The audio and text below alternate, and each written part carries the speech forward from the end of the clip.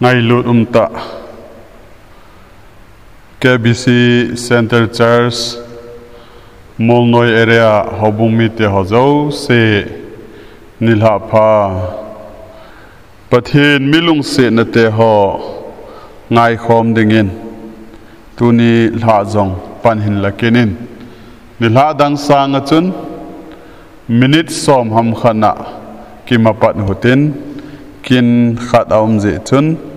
eima mun cha hung tau tau hite ti hi pakai mina avela ka hin tim hi ye chun tu in Bible chang khat hin sim do in kating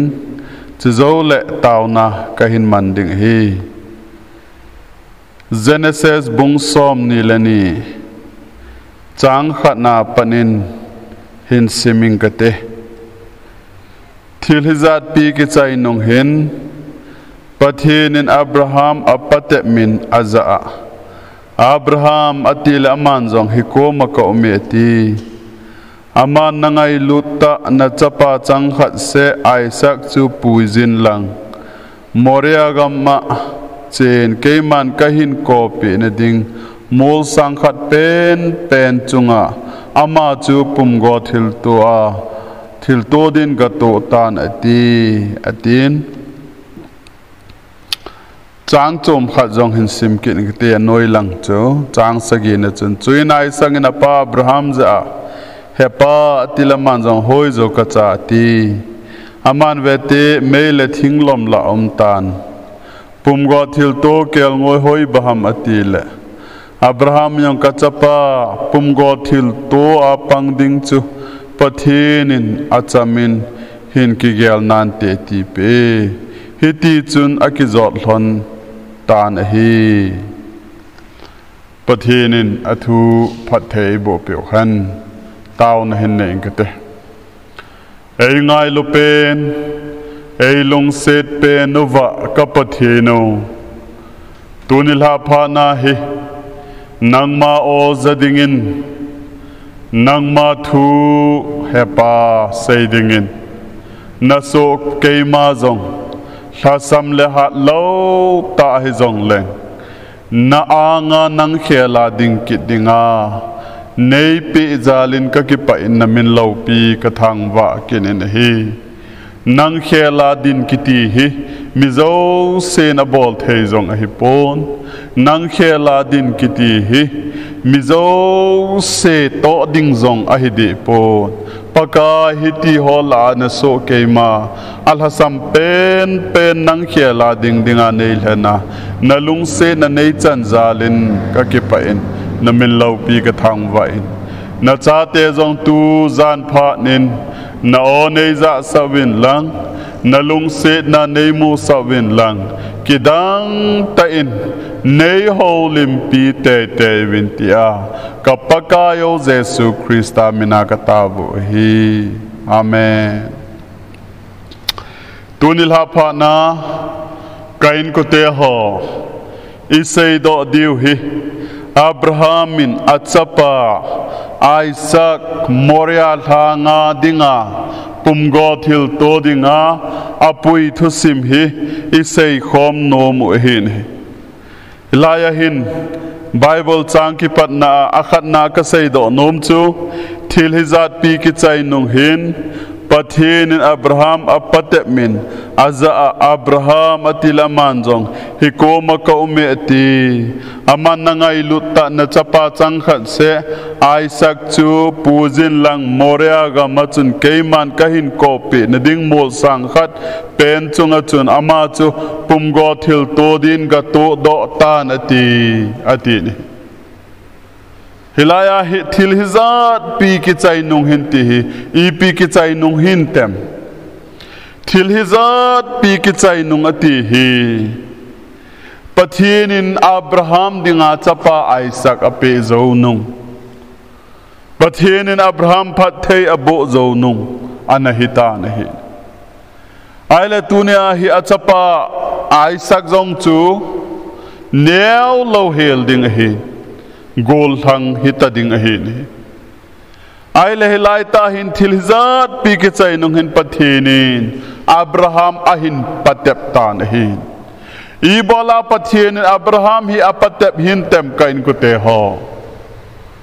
Bible thiam khat pa chun sejin hi Abraham patinin alung se na chapa apilo na hi ipizi nem tial hin thilzo se sanga pathin na ngai lut hin Azi acha anu apa ama ho zo se sanga pathin anangai lut hin pathin ha ngaya anangai lut ta ze hin pathinin kipa mana anape chu Isaac hin ahiwangen hilaya hin ipiti tamtil Abrahamin ate zo nung akum tam zo nunga chapa pathinin ape ahizein Chapa pathinin ape hi zain pathin koma phat aman zo se chumang zo talovin a chapa koma phat ahin man phat nin pathinin a chapa chu moreal hanga dingin ahin seita ine tunin zong kain ko te ho pathin nangai lut ding number 1 ahin Pathin hi number 1 nangai lut ding ahin leise nei lago ta sangai cha na du cha hi hen lang ne nom hi hen nang zon thang hoi hi hen lang chat vai na za chom chom na ta san angai chat ho se se chu na ta san angai chat ho se se chu na pi do ngai zin hi pathian hi number 1 na ngai lut lo po le pathian in nang zong moria hanga na pui na ding ni kho ding hi ti hi tuni zana ka sai do no min hi mi abang kha loin pathian ka ngai lui atin tin pathian ka ngai lui ati wanga chu pathian sanga nei lago ngai lu a zule sa ngai lu a kham na thei ngai lu a sum le pai ngai lu a zon thang hoi ngai lu a chat vai na za chom chom ngai lu na lai a hi wanga ama chun pathian ka ngai lu ati hin ngai lu na lhem ngai lu na chawai a hi tunin kan ko te ho Abraham in born Achapa Isaac chu angai lut be se na ate zo nunga pathin na pe hiza pathin adinga phat aman chu them khat aman khil za pathin morel hanga puya le tunin nang zong pathin sanga ngai lut chom na hin nei kha pathin sanga sum na hin ngai lut kha pathin sanga kham na thei na hin ngai lut kha pathin sanga na zina cha na hin ngai lut kha pathin sanga na nula na pa na hin ngai lut kha le nang zong pathinin moreal hanga na pui te te ding hi ti hi tunin anake he the min ti hi pakai mina ka hin te min hi tulai hin kalung thima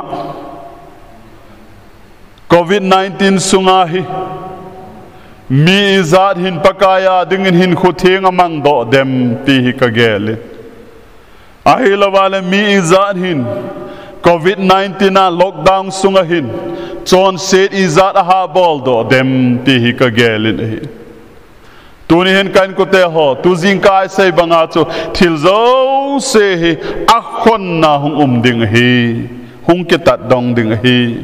hi chika chu tuni pha na hinangin pakai pathin hi achung nong pen asang pena na ngai lu lawa hele ni khating la pakai nang zong moreal hanga na hin puiding nakita dong tho tho ding hilaya hin Abraham akitat dong tai ti tuni pha na ka sei do no min hi tunin atha ben gelin kain ko te ho pathin na ngai lu na I chan ham nanula na pa na zina cha na nei na go na kham na thei du ho na ngai lu na I chan ham hoi che zo chu sang zo an koi jam pathin hi number 1 an koi thei lo lai ham na koi lo wala ni khat ting le nang zong na hung kita dong tho tho ding hi जुने पा खत को मचुन खत वे ही कन होलिम खाई नंगिन नंग मा न की गेल दो आ नंगा आहलवा पथेन फथे बो न चंदिंग ही निखल ले बाय फोर्स आ नंगा थौ दे ऑल मोहिन कतीन नकिता दोंग न निखो थौ दिंग बाय फोर्स आ नंगिन जू नंगा दिंग खम न थे नंगा दिंग निखो लुंग थौ दे कतीन होइलाया चुकंगा अदहम अति नमान सेन केन कसये हॉस्पिटल मुना नंगा दिंग ही हॉस्पिटल न लुन तेंग लवांग दोन तपोन नते अहि लवाल थान मोला नंगा थौ दिंग ही कनती अकिता दोंग निखो लुंग दे तुयिंग का कसै चोई अब्राहम इन पथियन सांगा अचपा ते नुंगा आइसक अनंगाई लु जोजे इन मोरिया लांग अनलुंग दे तुनिन जोंग अथा बेआ इगेल दो दिविन पकाई मिना का हिंते मिन अनिन आ पथियन इन अब्राहम को मा से ही किदंग ताखत किपा ताखत ही पे हम त्याल हिन नंगाई लुता नचपा चंखत से आइसक अतिजो कई पथियन हिंग कतिंग अब्राहम को मा सही लंगी पी का सही दे अब्राहम नचपा कई मान कपी चुकती दिचु हिन पूजिन कती दे ही अजी चु अब्राहम ही ते से हितान अजीनु योंग ते से हितान अंगाई ना नाव नई दिंग फात की चा हितान कोई हम पाखत सुन सरा अनावबू गो बहिता अनावबू गो अहिता अतीसो नुमई पसर ही ना जोंग थे तलोदिंग चाने थे तलोदिंग अहि जो नुंगा पकाई पथियन था ना चप्पा पेचो या जो पकाई पथियन क्रेडिट अकिला थे चो ए अब्राहम आइसक के मान का पे पाचु हिन पूजन अति दिन अति पोय ना चप्पा आइसक अति चो तूने हिच का सिम डोला हिन का लुंग थिमा पथियन का थांग वादान चो दम थे ना पथियन इन ए पे हो निखो लुम के जा ए कोई हो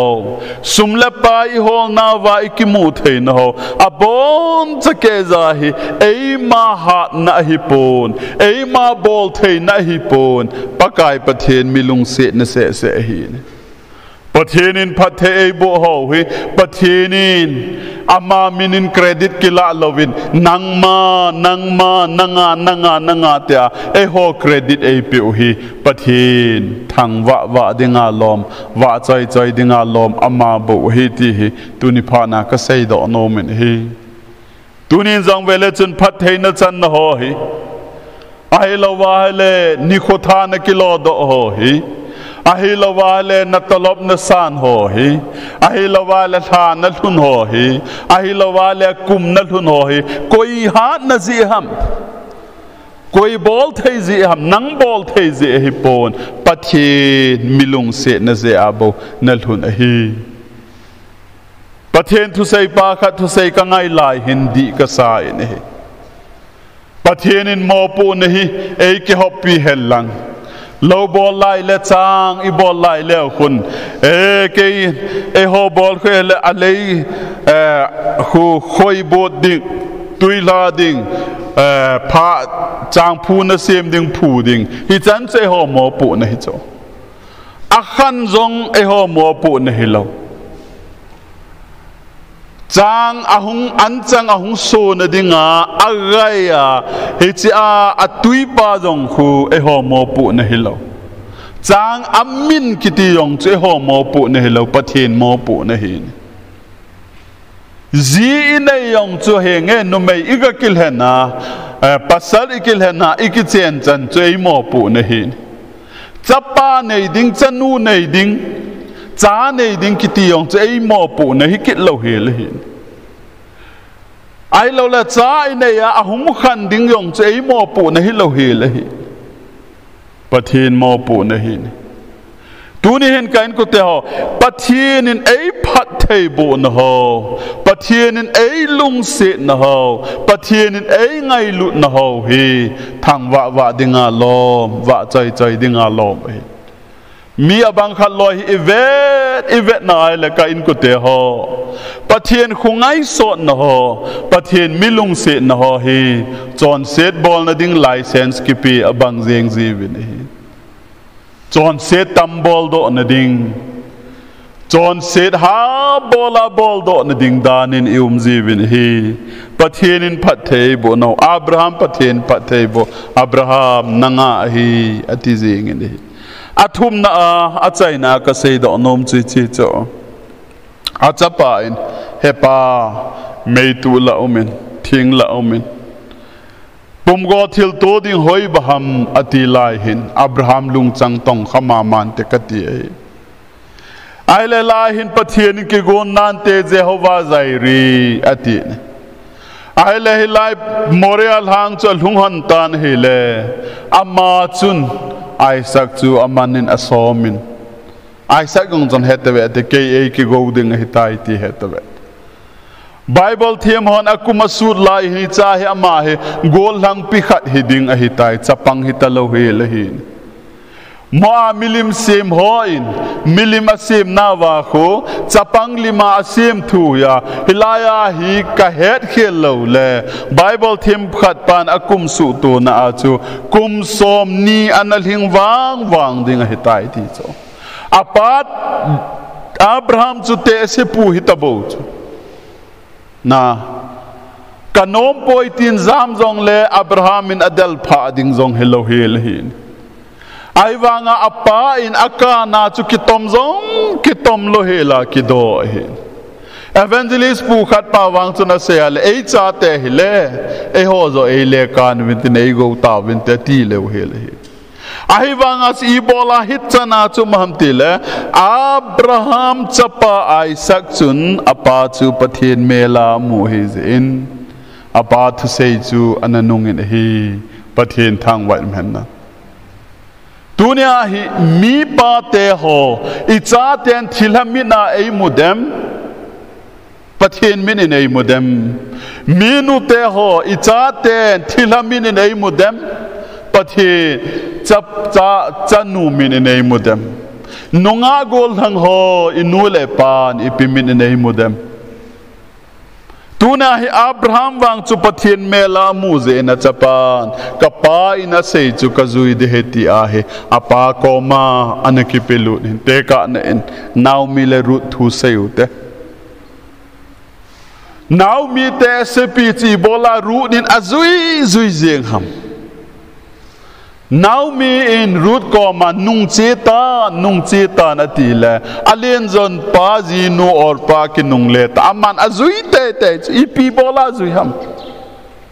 ru nin naw mi kalama naw mi pathin amu cha je chun anazui yen a he ne ai sangin zong hitabanga chu Abraham kalama Abraham pathin anamu je chun amazong anakido ene tuni hinna igam sungwa hi akhopen hi piham ikho sungwa hi akhopen ipiham ihin sungwa hi akhopen ipiham akhopen adang ahipon zui thei minu a tapon mi pa tapon nunga gol hang tapon hi akama Christian hiya ahina Christian limong thodo lo pakai pathian ni pi se nagul no buzong kaki da eti ka lo so eti salam na khampum puma Christian kite ho hi pakaya dinga za chat umta Christian hi hiti ye chun tunin so pite ho zui thei mi pa nahi nam pathian mel chu na cha te nanga amu hinam pathian mel chu na cha te minu nahi na amu hinam pathian mel chu nunga khat nahi na gol hang khat hi na nula na pa na mu hinam amu lawa hele atha ben ki kholo te ti hi pakai mina ave vela tim na kai nei Genesis bungsom ni le ni sung hi ve na hele moral hang ni thum lampi hi ni so ta zo hi dunia yong ta san cha te hon pathian dei lawa I chon khawa pathian dei lawa khawa hele nang jong pathianin anaki vet in moral hanga na puite te ding moral hanga chi howang chu anom pu ti tuni phana sei do hi I sei do nau pathianin athu phathei bo pi taw han